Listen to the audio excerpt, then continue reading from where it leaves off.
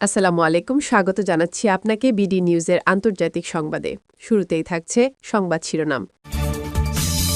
যুদ্ধবিরতি ভঙ্গ করে গাজায় আবারও হামলা চালাচ্ছে ইসরায়েল।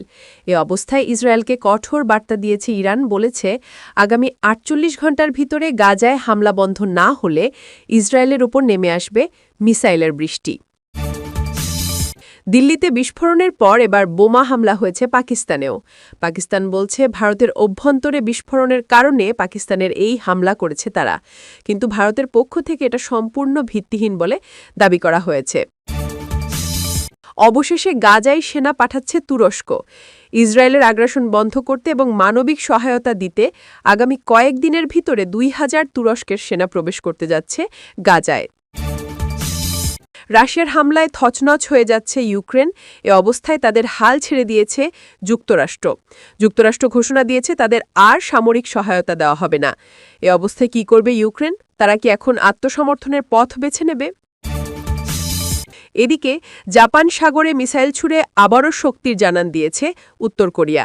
জাপান সাগরে ক্ষেপণাস্ত্র পরীক্ষার জন্য ক্ষুব্ধ হয়েছেন জাপান সরকার। বলেছেন, কিম জং উন এটা আসলে পরীক্ষা করছে না, যুদ্ধের জন্য আমাদের উস্কে দিচ্ছে। এতক্ষণ শুনছিলেন সংবাদ শিরোনাম, এখন বিস্তারিত। গাজা উপত্যকায় আবারও শুরু হয়েছে রক্তক্ষয়ী সংঘর্ষ। যুদ্ধবিরতি চুক্তি ভঙ্গ করে ইসরায়েলি বাহিনী যখন নতুন করে গাজায় ব্যাপক হামলা চালায়, তখন পুরো মুসলিম বিশ্বে নেমে আসে ক্ষোভের ঝড়। বিশেষ করে ইরান এবার আর নীরব থাকেনি। তেহরান সরাসরি জানিয়ে দিয়েছে এই নৃশংসতার জবাব দেওয়া হবে আগুন দিয়ে, মিসাইল দিয়ে। ইরানের সর্বোচ্চ ধর্মীয় নেতা এক টেলিভিশন ভাষণে বলেন, আগামী ৪৮ ঘণ্টার মধ্যে যদি ইসরায়েল গাজায় হামলা বন্ধ না করে, তাহলে ইসরায়েলের উপর নেমে আসবে মিসাইলের বৃষ্টি। তার বক্তব্যের পর মুহূর্তেই নড়েচড়ে বসেছে গোটা বিশ্ব।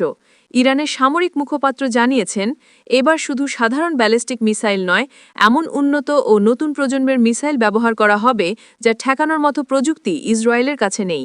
এমনকি আয়রন ডোম, ডেভিড স্লিং কিংবা অ্যারো কি প্রতিরক্ষা ব্যবস্থা কোনো কিছুরই সামর্থ্য নেই এই আক্রমণ প্রতিহত করার। ইরানের দাবি, এই মিসাইলগুলো একযোগে শতাধিক স্থানে আঘাত হানতে সক্ষম এবং কয়েক মিনিটের মধ্যেই গুরুত্বপূর্ণ সামরিক ঘাঁটি নিশ্চিহ্ন করে দিতে পারে। ইসরায়েলের অভ্যন্তরে এখন তীব্র আতঙ্ক। সীমান্ত এলাকায় বাড়ানো হয়েছে সতর্কতা। রাজধানী তেল আবিবে জারি করা হয়েছে সর্বোচ্চ নিরাপত্তা সতর্কতা। সামরিক বাহিনী ২৪ ঘণ্টার জন্য সর্বোচ্চ মোতায়েন অবস্থায় রয়েছে। অন্যদিকে যুক্তরাষ্ট্র ও ইউরোপীয় ইউনিয়নও পরিস্থিতি পর্যবেক্ষণ করছে ঘনিষ্ঠভাবে। ওয়াশিংটন থেকে জানানো হয়েছে, ইরান যদি সত্যি আক্রমণ শুরু করে, তাহলে তারা ইসরায়েলের পাশে থাকবে। ফলে পরিস্থিতি যে দ্রুত এক বড় আঞ্চলিক যুদ্ধের রূপ নিতে পারে, তা এখন অনেকটাই স্পষ্ট। গাজা উপত্যকায় ভেতর মিনওয়াইল চলছে মানবিক বিপর্যয়। অবিরাম বিমান হামলায় ধ্বংস হয়ে গেছে শত শত ঘরবাড়ি, মসজিদ ও স্কুল। হাসপাতালগুলোতে জায়গা নেই আহতদের রাখার। বিদ্যুৎ ও পানির অভাবে মানুষ জীবন মৃত্যুর সীমানায়। শিশুদের কান্না আর ধ্বংসস্তূপের নিচে থেকে ভেসে আসা সাহায্যের আহাজারিতে কেঁপে উঠছে গোটা বিশ্ব। তবুও ইসরায়েল হামলা চালিয়ে যাচ্ছে, আর সেই কারণেই ইরানের এই চরম প্রতিক্রিয়া বলে মনে করছেন বিশ্লেষকরা। আন্তর্জাতিক পর্যবেক্ষকরা বলছেন, ইরানের এই ৪৮ ঘণ্টার আল্টিমেটাম শুধু ইসরায়েলের প্রতি নয়, বরং বিশ্বের সব প্রভাবশালী শক্তির প্রতিও এক ধরনের বার্তা। তেহরান দেখাতে চায় তারা আর আগের মতো নীরব দর্শক নয়, বরং এখন তাদের সামরিক শক্তি এবং প্রযুক্তিগত সক্ষমতা এমন অবস্থায় পৌঁছেছে যেখানে তারা যেকোনো মুহূর্তে বড় আকারের প্রতিশোধ নিতে প্রস্তুত। বিশ্বের বিভিন্ন রাজধানী থেকে কূটনৈতিক প্রচেষ্টা শুরু হয়েছে যুদ্ধ ঠেকানোর জন্য। জাতিসংঘ, রাশিয়া, চীন ও তুরস্ক সবাই ইরানকে সংযমের আহ্বান জানাচ্ছে। একই সাথে ইসরায়েলকেও হামলা বন্ধ করার অনুরোধও করছে। কিন্তু প্রশ্ন হচ্ছে, এই আহ্বান কেউ শুনবে কি? সবার আগে আপডেট পেতে ভিডিওতে একটি লাইক দিয়ে চ্যানেলটি সাবস্ক্রাইব করে রাখুন। এদিকে ভারতের পর এবার বোমা হামলার ঘটনা ঘটেছে পাকিস্তানে। পাকিস্তানের রাজধানী ইসলামাবাদের নিকটবর্তী এক ছোট শহরে আজ দুপুরে ঘটে ভয়াবহ এই বিস্ফোরণ।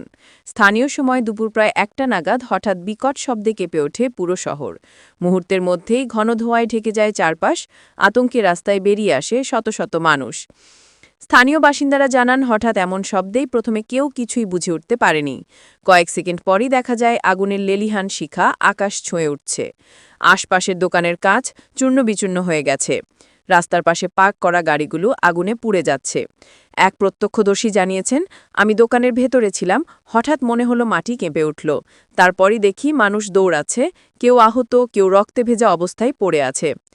পাকিস্তানের উদ্ধারকর্মীরা দ্রুত ঘটনাস্থলে পৌঁছে আহতদের হাসপাতালে নিতে শুরু করেন। সেনাবাহিনীর বোমা নিষ্ক্রিয়কারী দল পুরো এলাকাটি ঘিরে ফেলে, তদন্ত শুরু করে। প্রাথমিকভাবে জানা গেছে, একটি পার্ক করা গাড়িতে পেতে রাখা শক্তিশালী বিস্ফোরক থেকে এই হামলা হয়েছে। এখন পর্যন্ত কমপক্ষে ১৫ জন নিহত এবং ৪০ জনের বেশি আহত হয়েছে বলে নিশ্চিত করেছে ইসলামাবাদের পুলিশ প্রশাসন। আহতদের অনেকের অবস্থা আশঙ্কাজনক। ইসলামাবাদ সেন্ট্রাল হাসপাতালে চিকিৎসা চলছে টানা। হাসপাতালের বাইরে অপেক্ষমান স্বজনদের কান্নায় ভারী হয়ে উঠেছে চারপাশ। এই ঘটনার পরপরই পাকিস্তান সরকারের পক্ষ থেকে আসে কঠোর প্রতিক্রিয়া। স্বরাষ্ট্রমন্ত্রী একটি জরুরি সংবাদ সম্মেলনে জানান, আমাদের হাতে থাকা প্রাথমিক তথ্য অনুযায়ী এই হামলার পেছনে ভারতের হাত রয়েছে। ভারতে সাম্প্রতিক হামলার প্রতিশোধ নিতেই ভারত এই হামলা চালিয়েছে। তিনি আরও বলেন, আমরা এই হামলার পূর্ণাঙ্গ তদন্ত শুরু করেছি এবং প্রমাণ সংগ্রহের পর আন্তর্জাতিক অঙ্গনে বিষয়টি উত্থাপন করা হবে। পাকিস্তান কারও ভয় পায় না। আমরা জানি কিভাবে আমাদের দেশের নিরাপত্তা রক্ষা করতে হয়। অন্যদিকে ভারত এই অভিযোগ সম্পূর্ণ ভিত্তিহীন বলে প্রত্যাখ্যান করেছে। ভারতের পররাষ্ট্র মন্ত্রণালয়ের মুখপাত্র বলেছেন, পাকিস্তান নিজেদের অভ্যন্তরীণ ব্যর্থতা ঢাকতে ভারতের বিরুদ্ধে ভিত্তিহীন অভিযোগ তুলছে। ভারত কোনোভাবেই এই ঘটনার সঙ্গে জড়িত নয়। এই পাল্টাপাল্টি অভিযোগের মধ্যেই সীমান্তে উত্তেজনা দ্রুত বাড়ছে। পাকিস্তানের সেনাবাহিনী সীমান্তে অতিরিক্ত সৈন্য মোতায়েন করেছে। পাশাপাশি গোয়েন্দা সংস্থাগুলোকেও উচ্চ সতর্ক অবস্থায় রাখা হয়েছে। ভারতের দিক থেকেও নজরদারি বাড়ানো হয়েছে বলে জানা গেছে।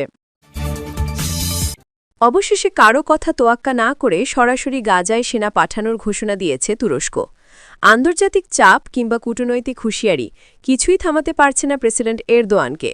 তিনি স্পষ্ট জানিয়ে দিয়েছেন, আগামী কয়েকদিনের মধ্যেই তুর্কি সেনারা গাজায় প্রবেশ করবে এবং এই সিদ্ধান্ত থেকে ১ ইঞ্চিও পিছিয়ে আসবে না তুরস্ক। গত কয়েক সপ্তাহ ধরে গাজায় ইসরায়েলের আগ্রাসী হামলায় প্রাণ হারিয়েছে হাজারো নিরীহ মানুষ। যুদ্ধবিরতির প্রতিশ্রুতি দিয়েও তা ভঙ্গ করেছে ইসরায়েলি বাহিনী। একের পর এক বোমা হামলা, শিশু ও নারীদের কান্নায় মুখরিত হয়ে উঠেছে গোটা গাজা উপত্যকা। আন্তর্জাতিক মহল যেখানে বারবার শান্তির আহ্বান জানাচ্ছে, সেখানে তুরস্ক এবার সরাসরি মাঠে নামার সিদ্ধান্ত নিয়েছে।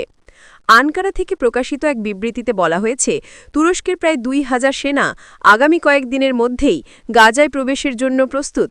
তাদের মূল উদ্দেশ্য হবে মানবিক সহায়তা পৌঁছে দেওয়া, আহতদের উদ্ধার করা এবং ইসরায়েলের চলমান আগ্রাসন ঠেকানো। এরদোয়ান স্পষ্ট বলেছেন, আমরা আর চুপ করে বসে থাকতে পারি না। যখন নিরীহ মানুষ মরছে, তখন তুরস্ক চুপচাপ দর্শক হয়ে থাকতে পারে না। এই ঘোষণার পরই ক্ষোভে ফেটে পড়েছেন ইসরায়েলের প্রধানমন্ত্রী বেঞ্জামিন নেতানিয়াহু।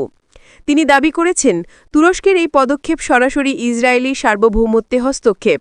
ইসরায়েলি প্রতিরক্ষা বাহিনীও জানিয়েছে, গাজা সীমান্তে তাদের সেনারা এখন সর্বোচ্চ সতর্ক অবস্থায় রয়েছে। যে কোনো বিদেশি সেনা অনুপ্রবেশ করলে তার যথাযথ জবাব দেওয়া হবে।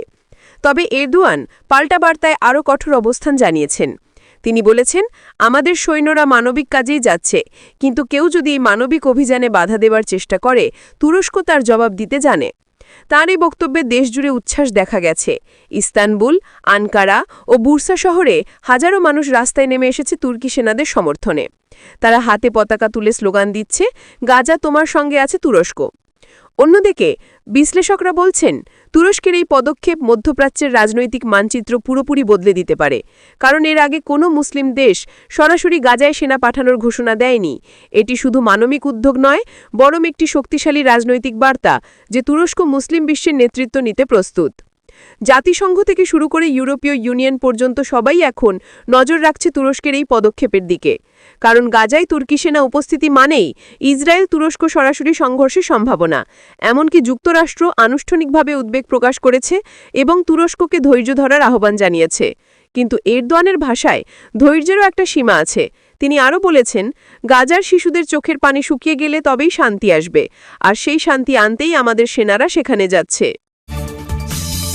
ইউক্রেন যুদ্ধ যেন এখন এক নতুন মোড়ে পৌঁছে গেছে। রাশিয়ার টানা হামলার মুখে ক্রমেই ভেঙে পড়ছে ইউক্রেনের প্রতিরক্ষা ব্যবস্থা। প্রতিদিনই নতুন নতুন শহর দখলে নিচ্ছে রুশ সেনারা। শুধুমাত্র গতকালকের হামলাতেই ইউক্রেনের প্রায় ৫০০ সেনা নিহত হয়েছে বলে জানা গেছে।